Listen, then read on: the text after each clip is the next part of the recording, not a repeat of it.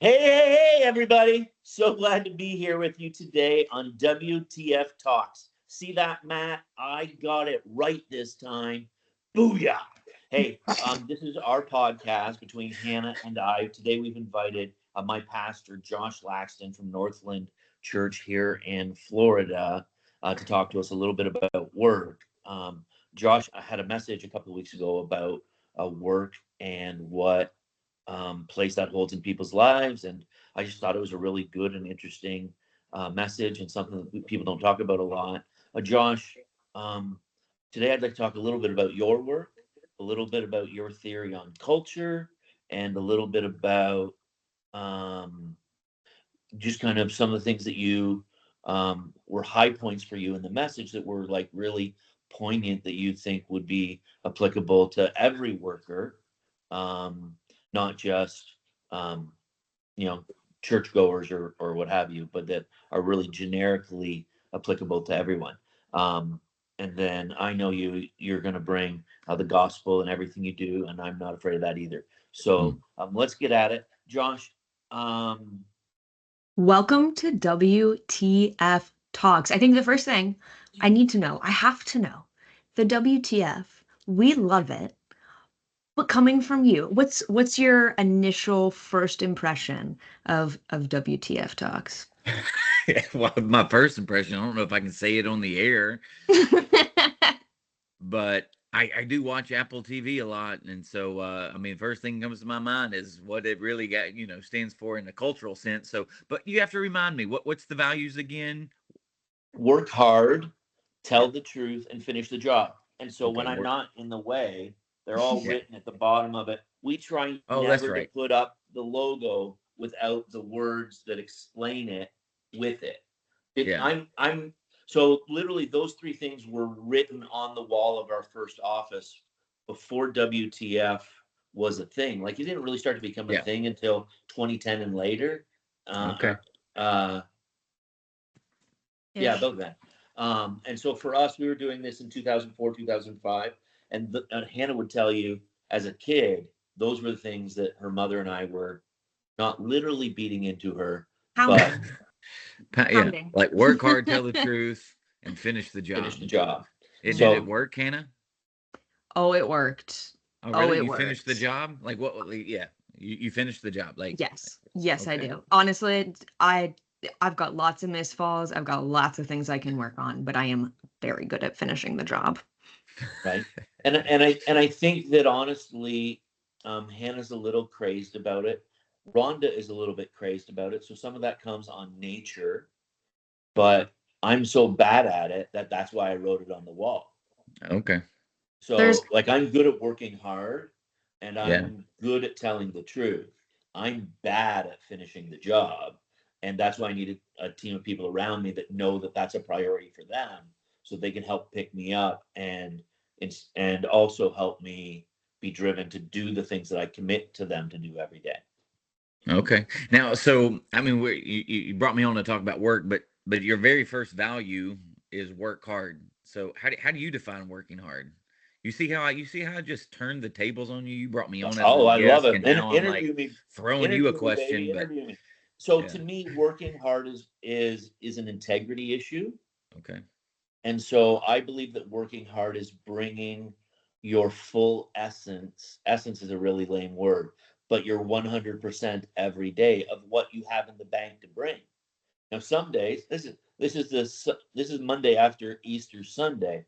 Your tank may not be as full today as it was 5 days ago because you've no, worked really hard in the last 4 days, four or five services, and like you've been busy man.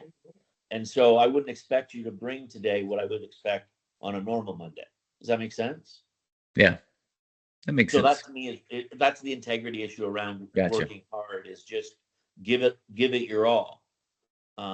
And I feel like, and this was really a thing in Ontario, and I don't know what it's like in the U.S. culture so much, but I feel like there was a time when unions really used a theory around working to rule. So Mm, instead of giving their fullness, they would slow roll you, and they wouldn't go on strike, but their productivity would drop dramatically. And I don't think that that's an integrity play. Right. Okay. So Nice. that's work hard for me. That's work hard What's for it mean you. to you? I mean, work hard. I would say that, yeah, what you've described, I would agree. Is like you're gonna bring it all to the table. You're not gonna leave anything. You're not gonna leave anything off the table. And so, and that's where it's so funny. Like it that kind of concept of working hard, that actually infiltrates into other areas of my life, like being just competitive. I remember this was years ago. This was actually when I was in school, and we had a next door neighbor who had a 5-year-old, and he always wanted to, it was interesting. He wanted to play poker. This 5-year-old wanted to play poker, and I'm like, okay, well, I'll play poker. And then I would never let him win. And this was before we had kids. And then my wife was like, why won't you let him win? I'm like, why would I want to let him win? Like, I'm not teaching him anything. Like, so I'm going to play hard, because a lot of times we think about work hard, play hard too, because everything that we do ought to be with everything that we got, right? I mean, like, why would we I don't want to cuss on here, but why would we half blanket? You know what I'm saying? So even with the 5-year-old, actually isn't a curse. It's okay, well, for Canadians, that'd be great. So, but remember, you don't know if a church person is going to be watching this for me. So then, then I would have to get that email, and then you don't want that email. Hard. Yeah. So can I just say if someone's watching and they're that email person, can I just say a word to them on your behalf? Sure. Don't. That's all you need to know. Go back to Bob Newhart, get the Bob Newhart lesson on counseling, and just stop it. Oh, I love that. I love that Bob Newhart. That's a very, very funny skit. Yeah, that's good. That's good material right there. Oh man, I feel my Tennessee accent coming out while I'm talking to you, and I am definitely not from Tennessee. I know, it picks up. I think the second I started talking to you, as soon as we hopped on, I was like, oh, you really got to hold that in check. But the WTF talks, you know what work hard means. Do you like it? Do you hate it? Do you think that it's like a good bit for getting people interested? Or would you be like, no, I wouldn't touch that with a 10-foot pole? Where do you stand? Oh, no, I do it. I mean, it is a good conversation starter. Yeah. That it is. So what does that mean? What is WTF? Like, it can't stand for what I think it does. So I think it's a great conversation starter, and I would say keep it. Thank you. So this was an issue at a church that I used to attend, because I was actually on the board there, and I told the guys I'm gonna logo my truck with WTF, and they were like, "You're never going to drive that to the church parking lot, are you?" I was like, "Yeah, I am." They're like, "No, please don't." Well, it could stand for worship the Father. I mean, come on now. Ooh, there you go. That's a good one. The common one in church world is worship, teaching, fellowship. Oh, okay. I've seen churches with the flags. Like, really? When you Google images, you get anything, right? Yeah. So somewhere. Yeah. Now, do you have the domain WTFtalks.com? WTFtalks.work.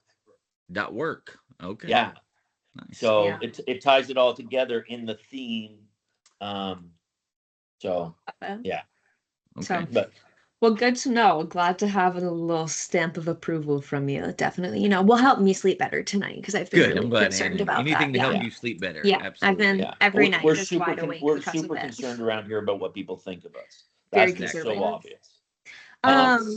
But we brought you here today to talk a little bit about not this past sermon, but I'm actually a little interested to hear. So I want to get like a summary from you for all of the listeners who obviously weren't there. But I'm interested to hear a little bit about the last one on work, but also maybe a little bit on this one around kind of like your stress and your shame and how that ties into work for you, because those two were not connected at all. But in my head, they were very much connected. And so I'm like, I'd be interested to know a little bit about that. But can you give the listeners a little summary around the first one for us? On work? Yes.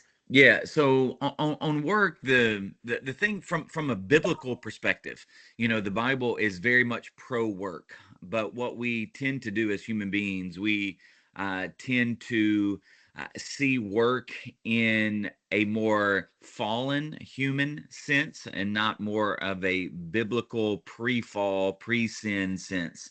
Meaning, we have one or two ways of either looking at work. Either work is bad and we just have to do it to survive.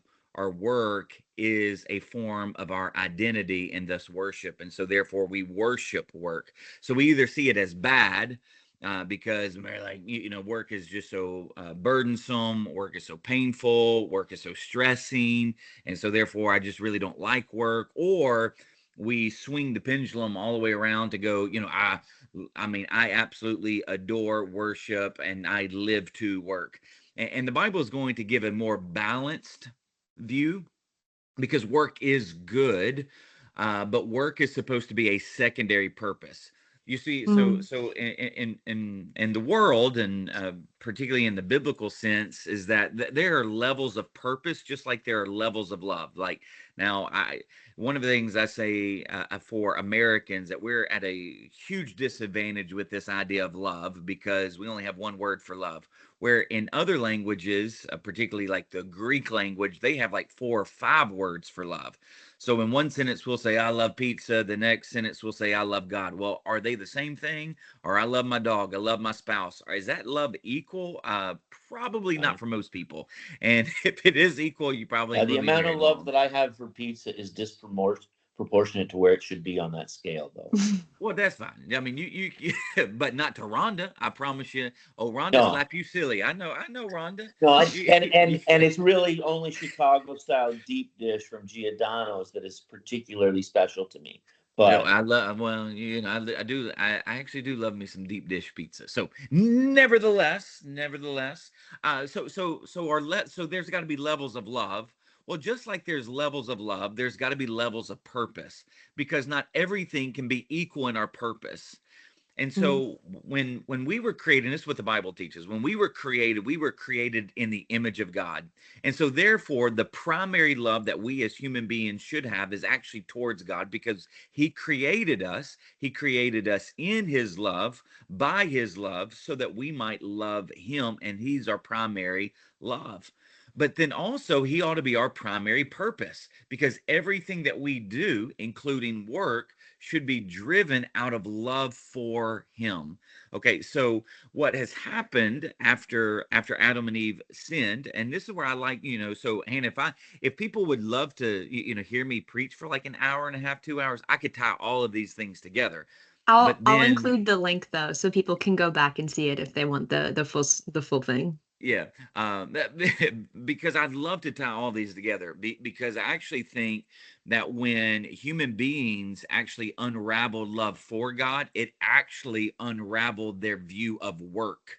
And so now they have a distorted lens by which they see work. And now work for some people has taken the place of God, which is why they worship work, or it has taken a sub, kind of terrain view of work going, I hate it, it's not good. And so that's kind of my understanding of work. So work is not, so we should not worship work, we should use work to worship. So that's really the, that's so good.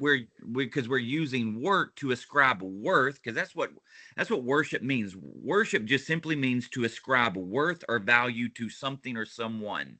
And so we every human being, regardless of what their faith background is, they worship something or someone.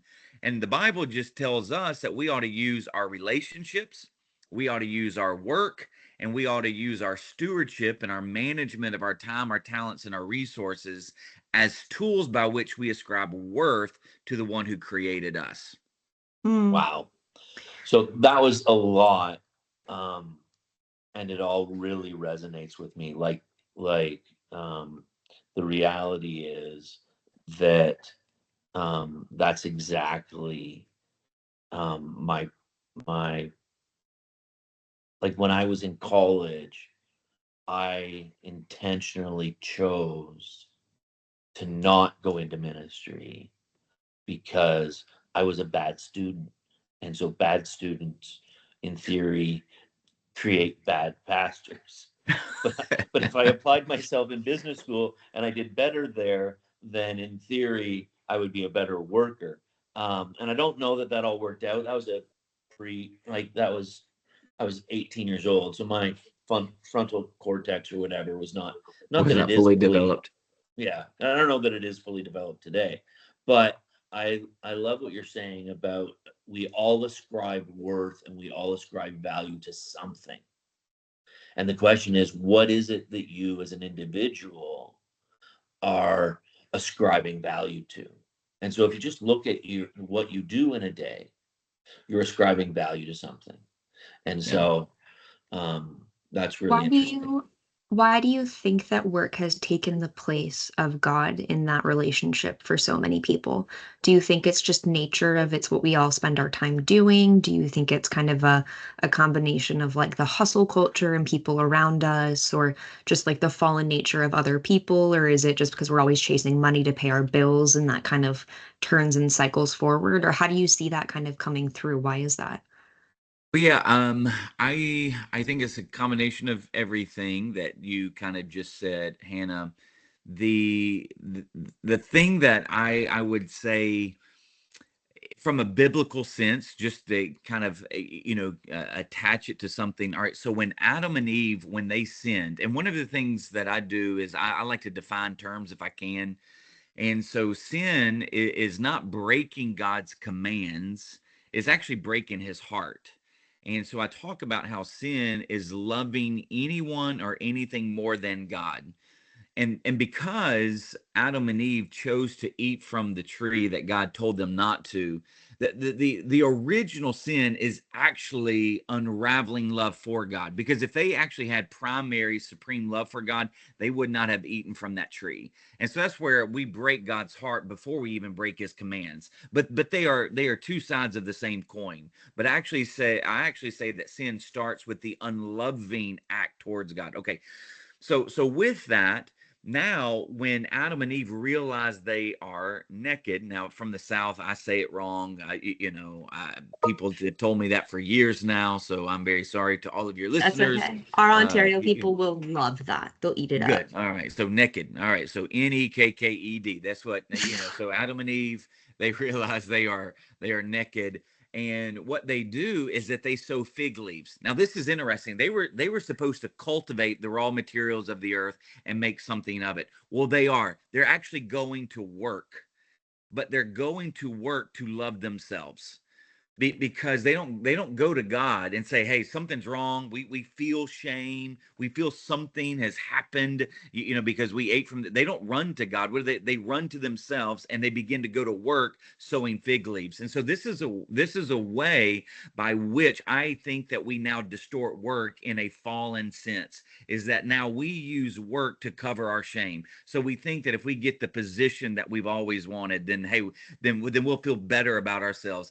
If we actually get the money, the salary that we've always dreamed of, and we can afford this and that, then it covers how we in some so and people might not in some sense verbalize it that way, but I can promise you, culturally, in the Western world, the more money you make, the better people think they are, and the bigger Mm. a position and the more power and authority that they have, which is why a lot of people just go into business by themselves. It's like, I don't want anybody else telling me what to do, because I don't even trust anybody else. I trust, and so you have all of these things that actually feed into work. And so, and this is where too, why does work stress us out so much, is because I feel like if we attach who we are, our identity, and we attach our value to work, and we don't feel like we do valuable work, then there's this shame that comes into our life, and we're like, man, and then that's that perpetual stress that we live in under work, because we have attached our identity and thus our shame to it. Right. Mm.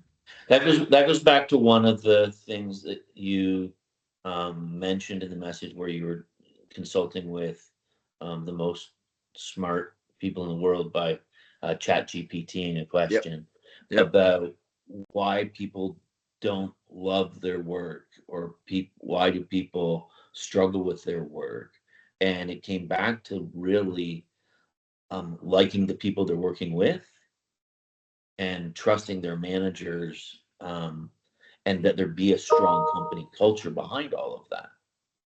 And so it's that juxtaposition of, if I don't like the people I work with and I lose trust with my employer, I don't want to be here no more. And I'm taking my feet and I'm walking. Yeah. Yeah. Um, so like, and how do you help people not, toss their keys across the desk and walk out? And how do you know when it's time to leave an organization that really isn't a healthy environment for you? Ooh, well, those are two deep questions. One, and this is where the Bible, at least again, so I use the Bible not as just a guidebook. I actually really do believe that it's God's word, that He has given to us through the hands of men and women, and so I do believe that it's inspired, but also do believe that it does give us values. It definitely gives us a compass to which direction. It is actually wisdom. It's given us this information, and given us this, when I say divine understanding, for how to live out various areas of life. So work being one of them. So how do you make it at a job that in some sense you might actually like the job, but you don't like the people? Okay, so this is going to be where you have to understand that you ultimately, and this is where the Bible helps me, is that I'll just be honest. There's been churches that I love. I love what it means to pastor and to shepherd and to invest and to teach people about life, about the intersection of faith and every area of life. I love that. I hate sometimes working with people in the church. Sometimes Christians and church people are the worst. Sometimes, I didn't say they're all the time, Right. but they're and so they make my life a living hell sometimes, like they really Right. do. And so, but what I have to realize is that my ultimate call and the reason why I'm there is not for those people who make my life miserable. It's there for who actually makes my life joyful, and that's the Lord. And so that's where Paul in the New Testament will talk about, because he talks about slaves and working for their masters. Now, when you look at slaves, it's more of a servant than it is what in some sense modern thinkers would think about slaves. So these would be people who, like, in some sense, like if you got into a huge debt where you couldn't pay it, you actually you would become a servant of that organization. That's more of the line of thinking in terms of the first century world. Sure, sure, did they have some other forms of slave, but really it's more of these servants that had kind of become more of an indentured servant. And so Paul's going to tell servants, hey, work for your master as if you were working for the Lord. And so I always think about, because we now live in Orlando, I always think about the dwarves and whistle while you work. So we can actually whistle while we work as believers because we are working unto the Lord. And he knows how a pain in the rear our boss is. He knows how sometimes it's very thorny and thistly in our work. But we can have the right perspective and get through it. So that's why you got to keep And that right perspective. and I think it's super valuable for people to realize that we're all servants. Yeah. Like, the reality is, as you were talking about that person, that, in that era around the 100 AD or whatever, um, they were working for people that they owed money to. Yeah. I work for the bank. Yeah. Like, I've got mortgage, I've got business loans, I work as a means to create money to fund my life. Um, there's a byproduct of the input and the output. Yeah. But by being there every day, I want to work in a way that, um, you know, in when I learned the verse, it was work heartily as unto the Lord. It was Yeah. like what you do, put your fullness into, because it's not for the people that are around you; it's for the Lord. Yeah. Um, and Well, and so, even yeah, in business, and y'all would know this in business, not only do you work for the bank, especially if you've taken out some kind of loan to fund, but you also in the service industry. You know, when you're in business, you're selling a product, you're selling a service, you're selling an idea, and so ultimately, you are working for the customer from a business sense. yeah, Um, you know, and so sometimes here's what I know about customers. Oh, they're a pain too. Because they're again like church people because they'll you have people because they people in some sense they demand more from others than they allow others to demand from them. yeah, And that's what makes sometimes it very difficult in serving or being in business, but that's where you can, as a believer, and this is me, I can whistle while I work because there's actually ultimate joy because I know that I'm imaging God. I'm reflecting him, I'm mirroring who God is at the essence of who he is, which is love. And so work is a way that I can actually do that even in the midst of dealing with people that are difficult, dealing with bosses that are difficult. But the other question that you asked, Dave, was how do you know when it's time to leave a place? And mm, and this is where when you are sensing the erosion of your humanity being taken away from you and working in mhm, an environment. So you are constantly being degraded.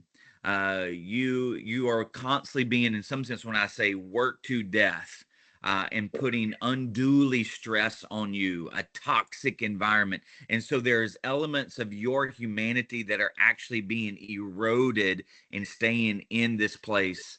That's when you might need to start looking for another place, because I don't think God has ever called us to stay in an environment that is actually eroding the essence of our humanity, of whether it's resting, whether it's being degraded and dehumanized, being exploited or abused in some kind of way. Now, then you have to define what abuse and exploit like. Just because your boss wants to show right, you, wants you to show up to work on time, work the allotted hours that they've, that's not abusive, okay? Just because right, they want you to finish the job, that's not abusive. So we need to right. understand what it is, because I think there's sometimes in our culture where like, man, I can't believe they were just really hard on me. Wait, that means they just they just wanted you to finish the job. But I think we can really understand if it's toxic, it's eroding elements of our humanity, degrading, abusive, where they're always wanting you to come in like if they never want you to have a day off, they want you to work 7 days a week, three like that. No, That's not right. yeah, Yeah, I think it comes down to your personal dignity, and unfortunately, and we'll ask the Gen Z to define dignity for her generation here in a moment. But I think that's been a moving pendulum. The greatest generation, pre-boomers, um, were happy to be paid a day's wage for a day's work, and they were looking for a fair and even exchange. now And what our perspective over time with that has yeah, changed, but we always think we're still looking for an even change. It's yeah, just our self-perception of what a day's worth yeah. has changed dramatically over time. Yeah. Well, and I would blame you. And so you said you're going to let Hannah define dignity for Gen Z, but I will say this about baby boomers. So it's interesting. I'm sure this is in Canada too, but when America, when they were trying to figure out, hey, what day do we need to rest? They chose Saturday and Sunday. Saturday being the Jewish day of rest, and then Sunday being the Christian day of rest. And so we had 5 we had a 5-day work week, and we were supposed to have a 2-day weekend. Now, your generation, the baby boomers, because I guess I'm not. Hey, hey, you hey, no, hey, you're not a hey, baby, hey, hey, you're hey, hey. Gen I'm Xer. not quite that old. No, you're Gen Xer, so baby boomer. So, but baby boomer and Gen Xer. Okay, so we'll use that bridge there. But they're the ones who has worked us into now this frenzy where we don't even have a day off anymore. And so Right. there's no more day of rest for anybody. Well, their pursuit of financial Stability. success or comfort was just obsessed. Oh, so what you're saying is that they made work and money an idol, and it has worn out our country, Right. and worn out millennials and Right. Gen Z, and then No, no. Millennials never got to work hard enough to get worn out. Hannah, talk about dignity for Gen Z. Wow. Wow, I have so many things to say. Well, so the definition by a Gen Z would be by the dictionary because we use technology to do everything that we do. So I pulled it up. The definition of dignity is a state or quality of being worth or of honor or respect. I think the problem here is that the newest generations, millennials included, but Gen Z specifically, are coming in demanding a different type of respect than other generations who have passed before them. And they are actually demanding it rather than just requesting it, meaning that if they're not receiving it, they're leaving. And so I think that there is a bit of a disconnect there, but that is most certainly not what we are here to talk about Oh, today. wait. There's a But I really want good to riff loop on that. back to other questions for Josh. So, but that's so good. The because the reality is that in the older generations, and how many times have you heard me say this? That abusive language is my love language to people. If I'm not teasing you or taunting you, I probably don't like you very much. Um, but if I'm picking on you or picking at you, that should be really good news for Dawson, who was at our house yesterday, because I don't know him very well, and I was brutal to him. But it's like one of those things where in my generation, it was picking at people that was an indicator of their appreciation for you. But for your generation, those same words are demeaning and lacking dignity, and you're trying to beat those out of me. And you're doing a pretty good job of it. I appreciate that. Yeah, there's a little bit of a difference. I think there's a difference between, and I would always encourage you to be very careful around the way that you use the word abuse because you do like to use that word and it's not a fair representation of what you do to people. You do tease and taunt, which is a much better definition and is your playful banter type of love language. But I would again encourage you to be very specific about the way that you discuss that, and about the place that you use it. Yeah, yesterday in our house over Easter, you talking to my brother-in-law, having a banterful, fun conversation, so appropriate, so good, so valuable. Doing the exact same thing to somebody who came in as an intern, not necessary, in my personal opinion. And so it's just place and space and what you say, how you say it, and who you're saying it to, and where they are, and how they're receiving it. But like I said, I really want to get back to the presentation, not the presentation, the sermon from Josh, because you had mentioned that one of the things that you can do is like you're whistling while you're working, you're happy while you're working, you're emulating the love that God has given you and showing other people while you're working the love that you have. Is that the way? Because you had also mentioned previously that people can glorify God in their work no matter what they do, whether they're in a church or out of a church. Is that the way that you see people doing that? Or is there other ways that other people, like, because we are coming to the end of our time here and I don't want to go crazy over, but what would you say to somebody who's sitting at home right now listening to this is like, you know what, I like my job, it's a good job, I like the people I work with, I am not being hurt or abused in any way, shape, or form, like I love what I'm doing, but I don't feel like I'm getting to glorify God right now. What do I do? How do I fix that? What would you say to Yeah. that person?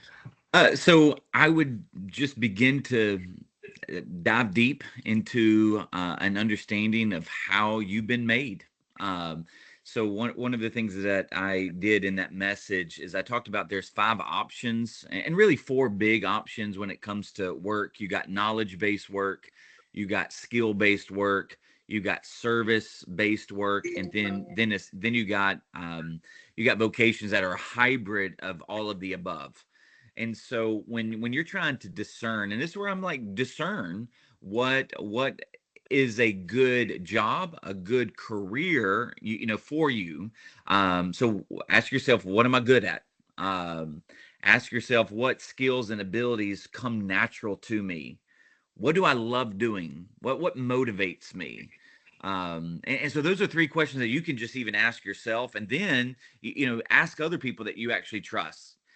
Ask them, hey, what do you think I'm good at? And then knowing me, what do you think I would excel at? And then, has there been anything that I've done that has been around you that you just see my face and my life just light up? So I, and that's where you have to understand how you're wired and how you are designed. Mm, And so and that's where I believe that you could whistle more while you work. Now that does not mean, because one of the things that I would say is, from a younger generation. Now I'm a bridger from I'm too young to be a Gen Xer, but in some sense too old to be a millennial. So I'm kind of right in that middle ground. Cusper. But what's that? We call you cuspers. Yeah, there you go. So I'm right in that cusp. Yes, exactly. And what I've definitely seen of the younger generation is that they want to go from zero to hero. Like I got some kids, and so they would love not to have to put in the grunt work before before they get the position. And so my thing is that you have to learn, and this is why actually what we see in the garden real quick is, so Adam, so it's funny, God's in Genesis 1, God's ruling over everything as he's speaking everything into existence. But in Hmm. Genesis 2, we see him get his hands dirty.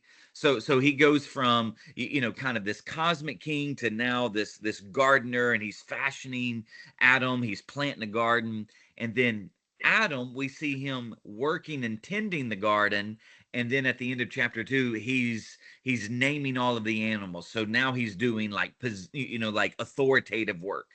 And so one of the things that I would say to just human beings when it comes to work is, as you are growing and developing your skills, do not be afraid of doing grunt work as you work your way to more authoritative work, more Mm, leadership work. And so, but nevertheless, I do believe that the way that you can whistle while you work, the way that you can use work as a means of worshiping, is actually discern, what am I good at? What am I gifted at? And if that's service-based work, do that. If that's knowledge-based work, and you're a great thinker, and you be a great lawyer, you'd be a great doctor, do that. A teacher, if you're a skill labor, and man, you're just really good with your hands and creating things, do that. And so that's what I would encourage people to do.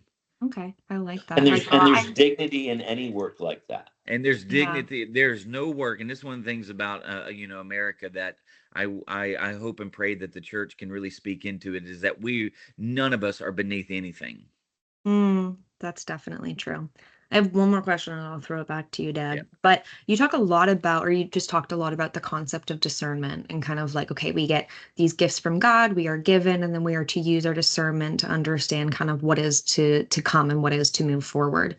What would you say to somebody who has been battling the lines of taking their work and creating that as their identity and their purpose and their savior in a sense? And then how do you encourage that person to lean into the actual discernment that God is giving them rather than the drive and passion that they've created on their own internal human desires? How do they find that? Because in so many ways it feels like the same push and excitement, but how do you know the difference? What would you say to that Yep. person kind of as they make those decisions?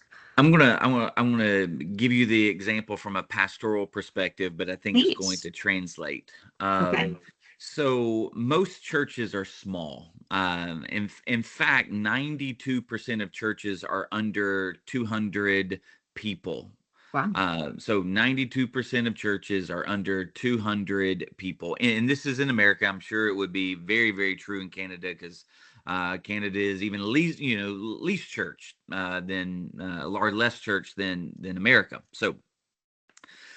So a lot of times in the pastoral world, we kind of tend to attach our identity to how many people we run.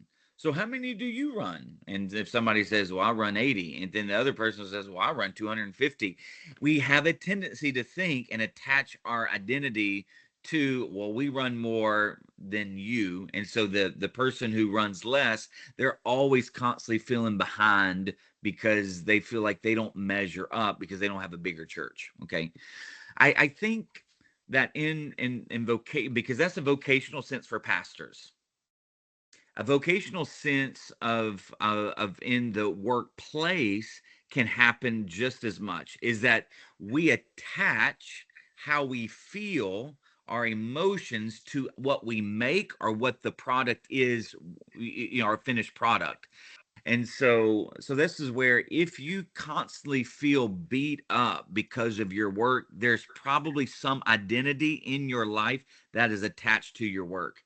And what you have to do is you actually have to find a God. And I know that Hannah, you and Dave would love to introduce them to the God who is not judging them based upon the product or the fruit of their work or the performance.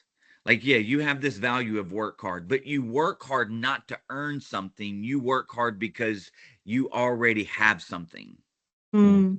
So if you're constantly finding yourself at an emotional deficit, or at a shame induced feel, because of what you're doing in your work, what you're producing in your work, or what you have or don't have in your work, you probably have some identity there. So what you have to do is you have to detach yourself. But in detaching yourself from your identity in your work, you've got to attach it somewhere else. And there's only, and to be honest, and I could be wrong, but as far as I know, in 42 years and as studying deeply in terms of, when I say religion and spirituality, there is only one God who loves you despite your ill and inadequate performance. Mm. And this God actually went to work for you. So I'll end with this, unless you have any other questions. But this is so cool. So God, this is what the Bible teaches, that in 6 days God created the heavens and the earth. So He works for 6 days, and on the seventh day the Bible says He rests. Now He did not rest because He was tired. He rests because what His rest signifies, what it actually means, is that now He has brought His kingdom into existence, and now He can rest while He is sitting on His throne, exercising His rule and reign. Now, who did He exercise His rule and reign through? Adam and Eve. And so Adam and Eve, now they were to go to work enhancing and extending God's rule and God's reign and God's kingdom under His lordship. Well, when they chose to sin, they unraveled the good creation that God had made. And so God had to go to work again. And so what did He do? His first act of work was to make garments of skin for Adam and Eve. See, God had not made anything after the 6 days. But now, because Adam and Eve sinned and they chose to unravel the love that they had, God had to go to work again, covering their shame. Now, this is cool. So it was at that point God begins this new work. Then, centuries, thousands of years later, God would send His one and only Son, Jesus. And He would actually die. So we're on Monday, the day after we celebrated Easter. But Jesus would die. Do we know what day He died? Yeah. He died on a Friday, which was the 6th day for Jews. And what did He claim? What was His last statement? What was His last statement He uttered from the cross? It is finished. It is finished. And what He's doing is He is attaching what He's doing at the cross to what God said at the very end of day 6, that He had completed all the work He had done, and He said it was very good. And so now, on a Friday, on Good Friday, Jesus, He exclaims that it is finished, that the work that He has now come to do to bring about salvation and covering for the world has been completed. And so now, we get to have absolute full satisfaction, contentment, in everything that we do as humans, as long as we rest in Jesus, who has done the performance that we couldn't do. He's done the work that we couldn't do. And so now in him, we are a new creation. And so we can find our identity in him. So whether or not you make 20,000 or 250,000, you're his, and you can be perfectly content in Jesus, whether you live in a 900 square feet apartment because that's what your job can afford, or whether you live in a 9,000 square foot mansion, is that it's not about those things. It's about the fact that Jesus, in his ultimate work and his ultimate performance, has completely brought satisfaction and contentment to you. And so now you can work hard, not to earn something, but you can work hard because you've already have something. And that something is actually someone, the unconditional love of God that covers you. Mm. Wow, what a great spot to conclude, Josh. That was the reality that as workers whose identity is in our relationship with God, that it doesn't matter what we make, it doesn't matter what we do, we are all equals. Everyone is equal. And we shouldn't prioritize presidents over truck drivers. We shouldn't prioritize accountants over laborers. We shouldn't prioritize salespeople over forklift operators. That everyone in God's economy is equal, and that's the good news. That's That's the the good good news. news of Easter. And we can all So be content doing what God has given us to do. And I mean, and that's where, like, I even ended Easter with saying that when you can receive this love that Jesus has given you, like you can actually receive the unconditional love that he offers you, then you begin to reciprocate that love back to him. And here's the thing, and people would say, well, how do you reciprocate? Well, you reciprocate it, through how you relate to others, through your work, how you view your work. Because now I don't work just to earn a paycheck. That paycheck is secondary. I actually work to make much of King Jesus, right? You do it through how you manage and steward your time and your talents and your resources. And so there's all of these things of how you reciprocate Jesus's love back to him and then also to others. And could you imagine? I said, and so I ended with this statement, is that when you not only receive God's love, but you begin to reciprocate God's love, you actually join him in remaking the world. You see, people have this concept, and I don't know, I actually don't know, I really don't know specifically where it came from, that in some sense to serve God is just on the weekend. And so we just go to a worship service, sing a couple songs, listen many times to a boring sermon, and then we go off to our other life. Or we think that when we die here, then we're gonna, be in heaven on some kind of like celestial clouds playing the harp. That's stupid. That's not even biblical. I don't even know where that came from. And so this is where, like, when we are clothed by the unconditional love of Jesus, because he knew that we had rejected him, but he unconditionally loved us, and he went to work so that he could pay for our debt, okay, our sin debt. And so when we receive his love and we begin to reciprocate that love, we actually join him in remaking the world. And how is he remaking the world? How is he redeeming and restoring and renewing the world? In unconditional love. I mean, that's where I'm like, and so now we need people who drive the forklift, who have unconditional love that has been given to them, that they're given to others. We need bosses who have received unconditional love by God, who show an unconditional love for their employees. We need, we need those in the tech industry, in the service industry. Could you imagine? I mean, that's where I'm like, could you imagine a world remade by unconditional love of God? I mean, like, that's what he's doing. That's what he's doing. And then people would say, people would say this. I know we've probably gone over, but this is your fault, Hannah, we knew what because we were getting. you brought a pastor on here. You're good.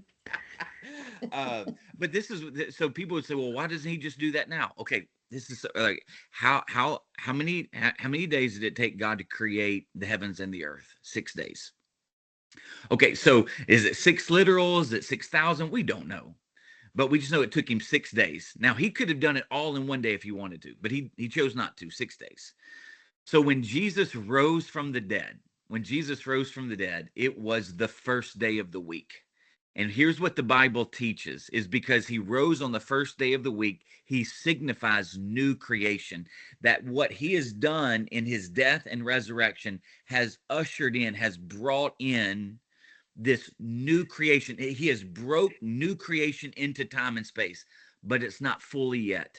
And so right now, Christians, and this is why having this conversation is so important, because Christians are the only people capable of giving glimpses, of giving a little like foretaste, a little appetizer of what this coming world actually will look like. So what we're doing is that we're now in somewhere between day 1 and day 6, giving glimpses of what when Jesus comes back, he's bringing the full new city that is built on nothing but unconditional love. But right now, only Christians can give these glimpses of what this new world to come is actually going to look like. And so that's why this conversation is so important, to use your vocation, something that you're going to spend 40, 50, 60 hours a week doing, actually embodying not only God's wisdom and understanding in making something of the world, but actually making it out of love. Like, yeah. The laugh at the end was so good. Well,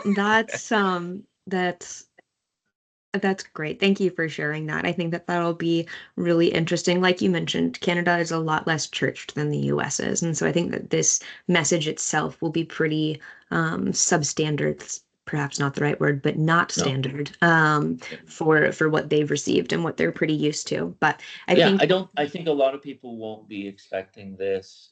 When they realize that we have a pastor on, they'll be like, oh wow, that was a lot. As like Josh is a lot, I'm a lot, Hannah, you're a lot. And so that's just in keeping with who we are. I think that for me, what I've taken out of this is the first podcast that we've done that was really more for the worker than it was for the manager owner type person. And so so let me, since you have managers and bosses that listen to this, let me share my definition of leadership. Okay, great. Okay.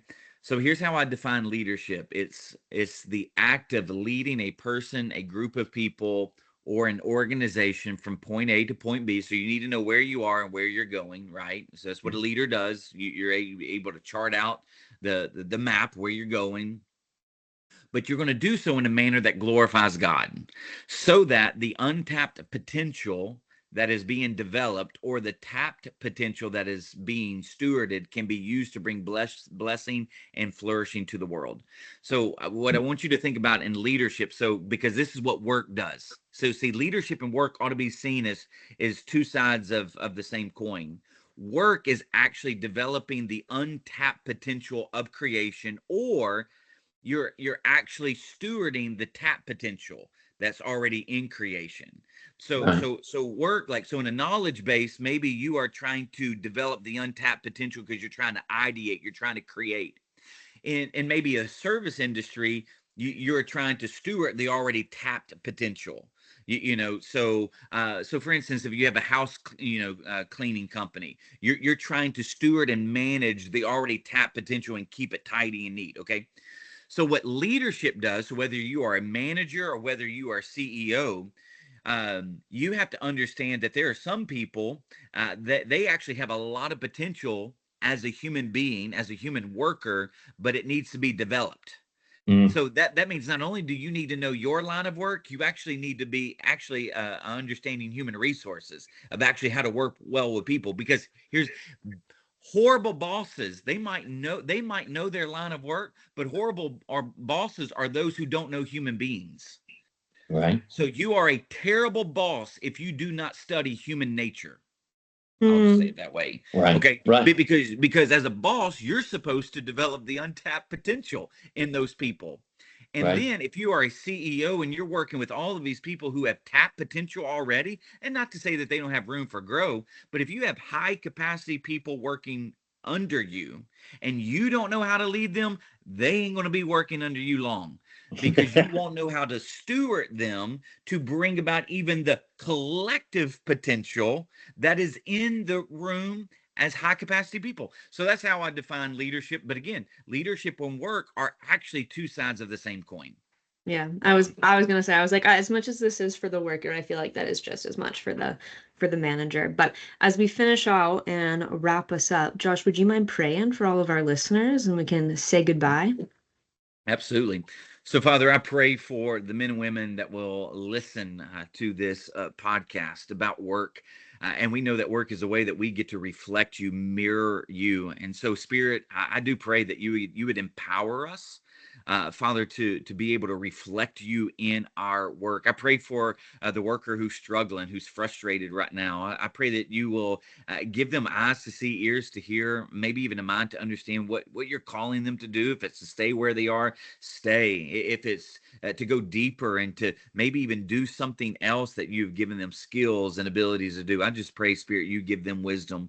Thank you so much for Hannah and Dave and just their commitment to lead these kind of conversations and be willing to go there. And so we just thank you for this conversation, and it's in your name we pray. Amen.